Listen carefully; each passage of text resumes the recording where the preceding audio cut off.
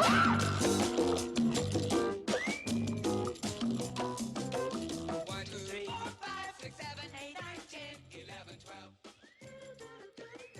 right, here we go. This is the first installment of Referee Rant, the podcast, The Rant. I'm Ralph the Ref. This is something new. It's one of my passion projects. I officiate a lot of sports, and I wanted some sort of an avenue to speak on different things that happen in different sports. I always find that I have a lot of different things to say to different people, and I always wish that I could somehow share it. So here's my vision for sharing it. I want to discuss new experiences in reffing. This is something that will be beneficial for new refs, veterans to share their experiences, blowing a whistle, or making a call. This first episode is with Jeff Lescouflair, one of my best friends. He's a flag football ref who started out, and you'll hear some overlap in the beginning of this because this podcast is still new, so we're still working the production side of it, but nonetheless, the information is gold, and I hope you enjoy it. Welcome to the first podcast of Referee Rant. My name is Ralph Fernollis, here with my man, Jeff Lescouflair. What's up? What up, world? How you doing, Ralph? Good. Long time no see. Well, we just had a game at Bethpage High School. We Correct. both had one game each. I had a blowout. What did you have? I had a close game, very competitive. Final score was 26-24, and it came down to the wire. All right, so we'll just talk a little bit about your refereeing experience. First off, how many sports do you officiate? I only officiate one sport, which is flag football, which me and you ref the same league. Doing it about 6 years, maybe a little less, or maybe a little more. But I've been very consistent with it. Normally in the spring and the fall I ref, and I've ascended very, very fast along with you, Ralph. Tell me how you got started. How did we get started? Well, all the way from the beginning. All the way from the beginning. So me and Ralph, I've known him for about 10, 11 years right now. And we used to play flag football as players within the same league we ref for, which is the Long Island Flag Football League. The acronym is LIFFL, Long Island League, mainly in Nassau and Suffolk. And we played summer of 2012. We played 6 games in the regular season. I remember the first 4 games, our standing was 1-3. And then we had a doubleheader for the last regular season game. We won the last 2. And we had a bid to the playoffs. So we were hyped up, ready to go. I remember I think our game was at Field of Dreams in Massapequa Park. And we had everything prepared to win the Super Bowl because that's how hyped we were. We had a cooler, I think we had a tent, all provided by Ralph. We were just ready to win it all. And we got blown out. We were terrible. I don't think I even touched the football. I don't even think it was thrown to me. Not that it made an indication that, it would have changed the game. But as a ref, we were just terrible, basically. We were just unorganized. We were unfamiliar with the rules. And that was that. So our season ended very quickly. And then during the regular season, we know a mutual ref. His name is Lou Sear. And he did all our games in the summer. And Ralph got acquainted with him. And then Lou put Ralph on first. And he started reffing for, I think, a year before me. And then how I got into it, Ralph recommended that I do it. I went to the What did I say to you? I don't know what you said. You just were being yourself and trying to sway me to do it. So, obviously, I accepted. I don't know if I was reluctant because I'm the type of person that's very reluctant at first before I commit to anything. But, I went to the classes. Easy enough. What did the classes consist of? Do you remember? Honestly, it only consisted of going over the rules for 8-man, 5-man, 9-man, and I think youth as well. I think, yeah. Right, so if people are unfamiliar with flag football, it's basically a PG-13 version of tackle football. There's no tackling involved, Yep. and everyone wears these belts that have flags attached to it. Mm-hmm. Normally there's 3, one on each side, and also one in the back. Yep. And what happens is you're down at the spot where the hips are whenever the flag is completely off a offensive player's body, whoever is carrying the ball. Yep. Also, I'll probably attach this into the notes. There was this article in the New York Times of how the NFL is pumping money into flag football, and it's one of the fastest growing sports in America. Yes. So that's what we ref, and there's a couple of different variations of flag football, one being 5-on-5 adult. There's another one, 8-on-8, which there's a little bit more contact. They have a line of 3 people, offensive line and defensive line, like you would in regular football, and they have open hand contact. And there's also a 9-man version, which is 4 linemen and offensive and defensively. Those games get very physical. There's a lot of things to watch. 5-man is something that Jeff and I do, and we also do kids, and that's a little different game. It's 7-on-7, and I think it's sponsored officially by the NFL as well. Which is correct. Okay, so go ahead. I'm sorry. That's okay. So that's how I got started. Now, like I stated earlier in the podcast, I've been doing it about roughly 6 years because you started, 2012? So I came in 2013, so 5 years. So me and Ralph have, let me just talk about myself. But anyway, so classes were relatively easy. No final exam, at least for this league. You just attend the classes, get familiar with the 8-man, 9-man, 5-man rules and the youth rules. And then basically you're practically in LIFFL, Flag Football League. Now, doesn't mean you're particularly prepared to take the field and make those calls, because being a player is completely different from being a referee itself. A very different perspective on the entire game. Less emotions are involved, or no emotions are involved when you're a ref. You have to be very unbiased, and the reality is, as a ref, you'll have a biased opinion on what team you want to win, but you can't convey that. You just internalize it, which is fine. But at the same time, you cannot be biased if any teams or sway the game by, throwing inappropriate flags on the field, because that's not, the integrity is not right. Simple as that. But anyways, I remember my first game was an 8-man game. It was at Mitchell Field. First ever game? First ever, Mitchell Field. Okay. I forgot the name of the ref. If I see him, I'll recognize him, and I've seen him. I don't think he remembers me, but regardless of the fact, I had 3 games in total. 1C division, maybe 2B. And boy, was I shook, and boy, was I terrible. What made you terrible and what made you shook? Honestly, I didn't know what I was doing. Basically, I was just standing there, collecting money. I was afraid to call penalties because I didn't know what exactly I was looking for. And because you're a football fan and watch it on TV, doesn't mean you're ready to be on the field. It doesn't mean anything. It just takes experience, just getting used to the game, simple as that. But I did terrible. The first game, if not the second game, oh my God. I remember I didn't call a penalty on something, I forgot it was, and the players were ripping me, right? I didn't even know what to say, so I just took it.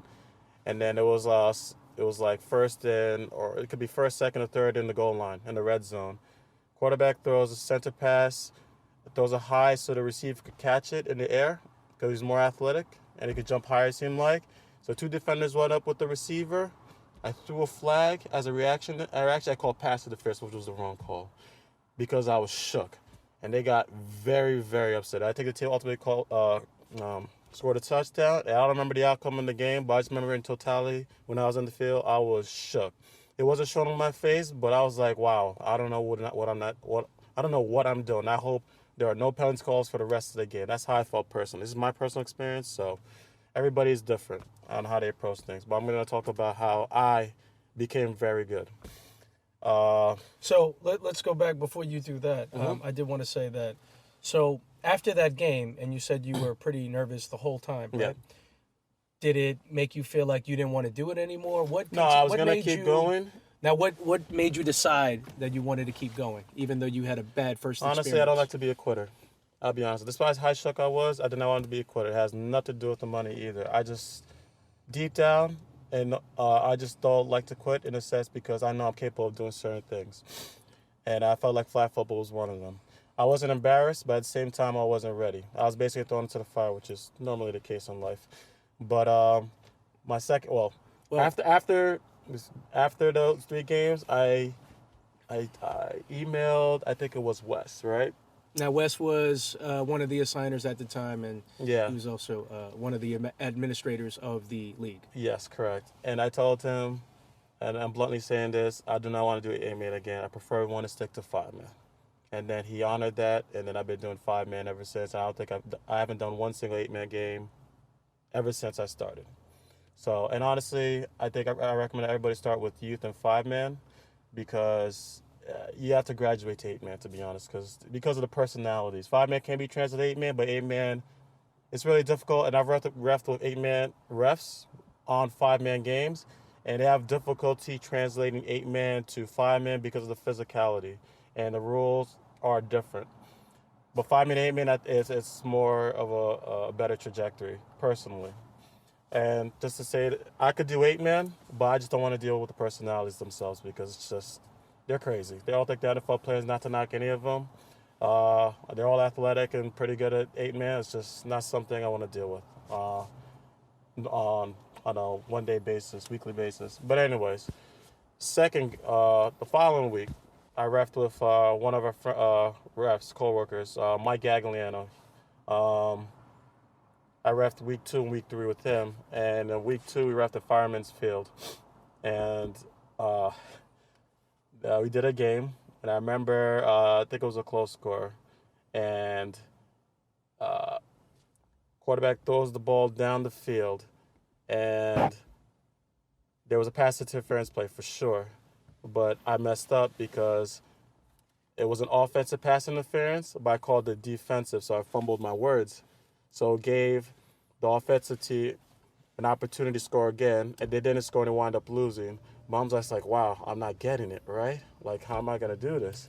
So Wait, you mean you messed up in the moment and you were like, this might not be for me? No, I don't think so. It's just that, it's week 2. I made the wrong call. I'm glad, that team didn't win because they didn't deserve it based on my my wrong play call. But at the same time, it's like, wow, this is going to take some time. And I didn't feel like I was going to give up. But at the same time, it's like I got a lot of work to do. So I enjoyed working with Mike. And I did it the following week, and I think maybe another week after that. But anyway, fast forwarding. I got really good one season. I think it was the fall season of 2014, if not 15, because I don't know, organically I became a head ref. So I guess players started talking, noticing how much better I've gotten. And there was one week during the fall season I was just on fire. I felt like, honestly, I was doing the games by myself because since I was a head ref, I was working with other refs that were fairly new and didn't know were in the same position as me when I was first started as well. So I took the responsibilities, just take it over, which is the job of the head ref. Actually it is. It's just, they do take over, but at the same time you need support from the other ref as well on the field, depending on where you're standing. But I just remember I was like, you know what, these refs are not helping me. I just got to take over myself, and I was just on and on and on. I was doing pretty well. And then that's what helped me build my confidence, which was a major factor in my ascension in the league. And I started just being, like I said, more confident. Started just doing a better job. And then I guess, players noticed, Phil noticed, Wes noticed, even our commissioner noticed, and they started giving me more games after that. And then ever since then, I just, kept doing well. So my confidence was being built up. I wasn't scared to throw the flag anymore. As a ref, I'm more lenient with the penalties as opposed to Ralph, which is the other thing. But every refs have their own way of doing things, which is fun. But usually during playoff times, I stop being lenient. I start being very strict. But once I built up my confidence, it just became easier for me personally. And at the same time, when I was never really engaging with players because I was so used to players just getting upset during the game at me for whatever reason it may be. So I took a page from Ralph's notebook and just started, communicating with the players because they're human beings. So I want to convey that I'm a human being as well. And then that helped a lot because now they know me. Now I'm more confident than I was since the beginning. I know what I'm doing. And I love doing flag football because I'm engaged. And that's the key I think that's two intangibles and attributes that are very important to being a ref is confidence and just being engaged. I don't even use a counter to keep track of the downs. I never did from the beginning. I didn't even know what it was, to be honest. The louder I was, the more engaged I was, it just stuck to my mind from there. So that's how I pretty much ascended to flag football. Okay, so one thing for our audience, just to let everyone know, even though Jeff is really good at officiating flag football, he likes to take 2 seasons off, which is a significant chunk of time. He doesn't ref in the winter and winter and summer. Yeah, summer I do sometimes, but I have no control over that. But I did that to myself because I take a lot of days off too, so naturally I wouldn't get all the games in one, which is fine. But I'm the type of guys, like, if they give me the game, they give me the games, because I know my value in the league. They know it. And honestly, personally, I don't mind doing the winter, but I work at my full-time job is construction. I'm already freezing as it is, so I'm good. So they respect that I'm off, whether they like it or not, because they know, I'm an asset. So. Okay. All right. One thing that I did want to discuss with you, you had a short-fated career as a softball official. One of our guys that we were talking about before, Lucis here, he ended up starting a softball association since another association was having trouble at the time. And he enlisted both Jeff and myself to do some games. Now, I reffed softball a little bit beforehand, and I had my own experience, and I'm sure I'll discuss that at another podcast. But I just wanted you to discuss what softball, everything from soup to nuts, your experience. Okay. I'll keep it brief because I have no choice, because I had a brief career in softball. So how I heard about softball was from you, Ralph. And every time you talk about softball, I've known you for a very long time. And one attribute that is special about you, you're very confident in everything you do, despite you know what you're doing now. It doesn't matter what aspect of life it is. But many times when you talk about softball, when you first started, you're like, I have no idea what I'm doing. I'm shook. And I don't know how I'm doing this or why I'm doing this. That's the impression you gave me about softball. That wasn't the impression that I was trying to give off on purpose. That's just really what it was. Yeah. So ultimately, we wound up doing softball. And, okay, so at the time, we had classes every Wednesday night. And mentally, I wasn't prepared because I was tired from my full-time job. So I almost every single night, I was just so tired I could barely pay attention. And I underestimated softball because I thought it was exactly like baseball, but it was like a smaller version, because softball compared to baseball is more competitive as far as, the rules, so I thought, and the athleticism involved. I mean, softball's for everybody. It's more for people that are not athletes and they just love to hit and just play, as opposed to baseball, which involves a 90-mile-per-hour fastball and hand-eye coordination. And people that are good. Yeah, so I went into softball class not thinking that it was easy. I'm thinking, if I know baseball as far as the rules, which I think I do for the most part, then I could get through softball. Also, before you go on, did you ever think at any point in time that softball would be much more challenging than flag football? No. You thought it would be way easier? I didn't think it was going to be way easier. I didn't know what to expect, I'll be honest with you. I didn't compare both of them. I just wanted to see, just feel it out. Oh, boy. It didn't turn out the way I not anticipated. The way basically, I thought it was going to be like baseball. But it was nothing like baseball. It involved a lot of intricacies that I was completely unaware. Then I realized a lot of these umps have umped at other leagues besides the one that beside LISL, which is the league that was. You're meaning that when you were taking the class, everyone was already experienced. Yes, exactly. So that probably discouraged you a lot. That discouraged me for sure. So everybody was understanding what was going on in class. I was like, what is going on? I don't even know what this means. This is softball for real?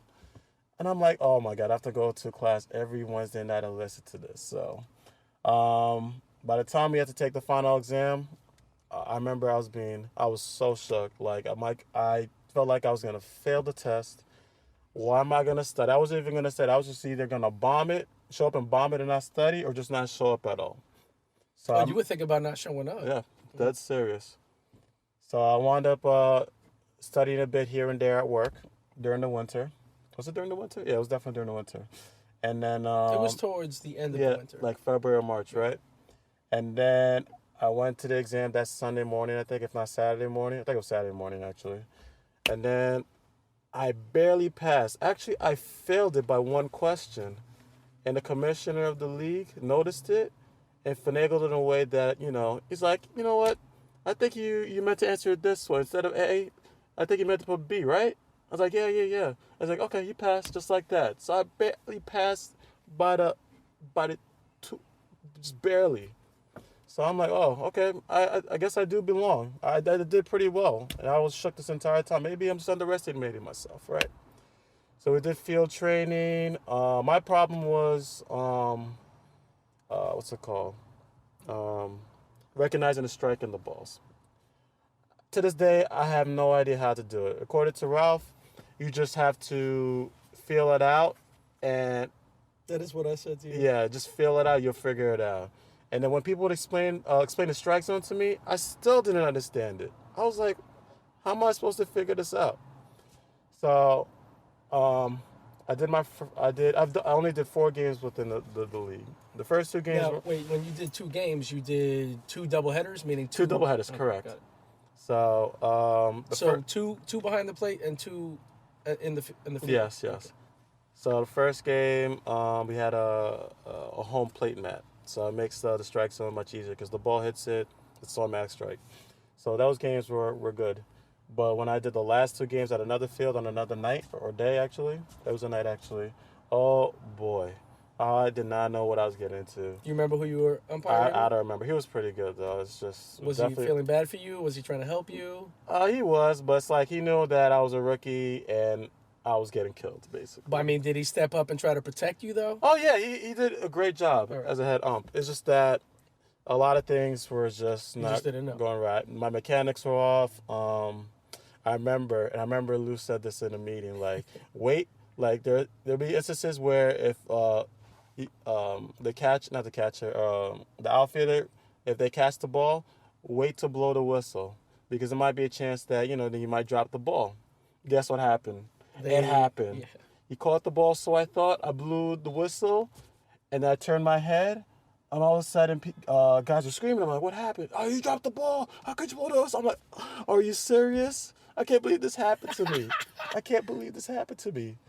The strike zone, I didn't know what my strike zone was, I'll be honest with you. I was just like, whatever I thought was a strike, just calling it. I was just counting down the number of innings till it was over.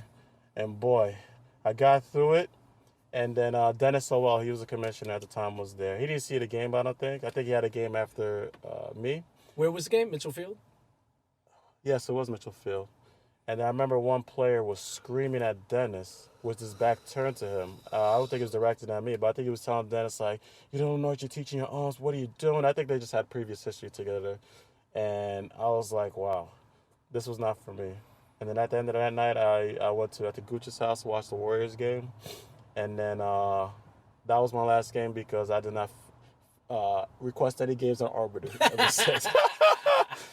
And that was it, huh? Yeah. So basically, honestly, in the long run, I would have got better if 1,000% would have got better. if I stuck to it. And most importantly, I wasn't shook. I just had to take my lickings, and that's about it. But I was just too shook to stick with it, and that's the only reason why I didn't stick with it. To be honest, I was just being. Am I allowed to curse? Yeah, you can curse. Referee rant, baby. I was just being a pussy, to be honest. So it's just. And I remember you told me you just have to take your lickings and you'll just start understanding it and feeling it and just get better. It took you probably like 50 games if I remember. Yeah, I'd say it took me 50 games. And I mean, truth be told, I don't do softball anymore. Yeah, but you got better to the point where you liked it a lot at that time. I just know for myself, I have it in my back pocket at any given time. I could still do softball. I could do a high-level game right now because I just officiate all the time. So that's not anything that I could not understand if I needed to. But I'll say that had I not done softball, I wouldn't have been more patient in other sports, and I don't think it would have led me to want to elevate in baseball, because baseball is the real thing to me now. So I'm happy that I did it, and I feel the same way as you. I don't know, it's weird, and if you don't take enough time for you to at least get used to it, then that's how it's always going to be. Yeah, because I felt like that too, but that's another podcast. Yeah. So. You stop doing softball. You only do flag football. Correct. One thing that I always tell you from time to time is that I think you would make an excellent basketball official. Okay. What is your interest in that, and what would the right conditions be for you to even entertain trying to get certified and then starting that up? Because, and I'm only saying this to you, and I always say this to you frequently, because most of our conversations are basketball centered because that's Yes, what we both and love. And that's that's my favorite sport to ref. and that's my myself. favorite sport as well. That's my heart even more than football in general. And it's not that I don't have a vested interest in basketball per se, because I'm actually, when I watch the games now, I'm interested in what the refs are doing, the position, et cetera, et cetera. And I'm gonna get more into that in general as far as refing. And but with basketball, I don't want to say I'm not. No, I won't say I'm not ready. I'm ready anytime I want. Like I told you when I last saw you, I feel like I will not have enough time. And you think on the contrary, but at the same time, right now, I'm focused on my full time, which I'm doing very, very well. And I don't want to do it a half-ass job as far as like do a game here and there. And I know I have control over that, which is manageable. But at the same time, you know, uh, I guess I guess the timing isn't right for me right now. I can't elaborate on that because I don't know what to say to explain that. But like the beauty about reffing, it's technically an ageless sport. You don't have to be under your 40s, just like players, to succeed in that sport. Reffing, you could do it at 50, etc., etc. Basketball, when it's time, if I do decide to do it ultimately, then I'll have all the time in the world to do so. If I don't, that's fine as well. But right now, my focuses are elsewhere. All right. Anything else you want to add to the referee rant? I guess let's talk about one good thing that you like about reffing, one bad thing that you hate about reffing, and one sticky situation that you previously just got into. One good thing about reffing, from my personal experience, I built a lot of confidence thanks to it. And I translated it to my life and mainly my full-time job, which is in construction, basically. And it got me very, very far because I feel since I'm more confident, I know how to talk to people, and I'm just not shook to talk to people in general. Not that I was in general, but it's just like it translated very well in my personal life. What I hate about reffing, I don't hate anything about reffing. The only annoying, irritating thing about reffing is just hearing players complain, which is natural thing to happen, and it's understandable because being a ref, you have to be poised, you have to be unbiased, and being a player, you're always emotional, and sometimes irrational, but at the same time, it just comes with the territory. And what I find irritating about it is when people are. I don't mind when people are upset about a call, whether they agree with it or not, whether I agree with it or not, and vice versa. It's just that when they're very incessant, like it's over.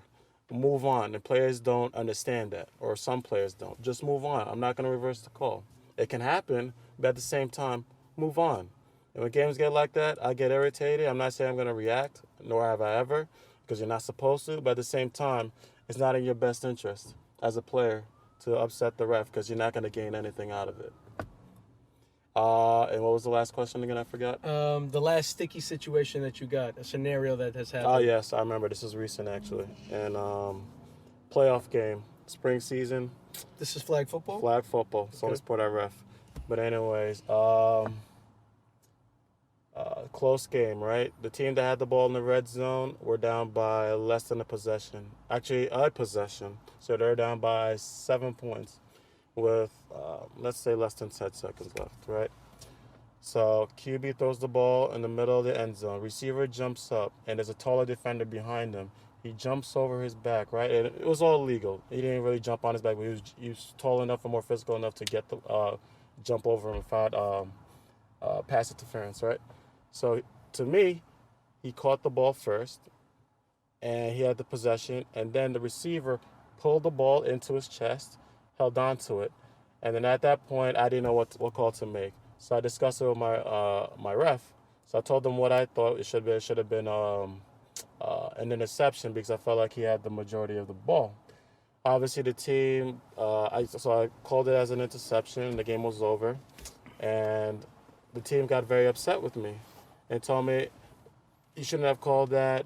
It should have been a touchdown because we both had rights to the ball and I had the right of way and I should have got the ball. I thought differently.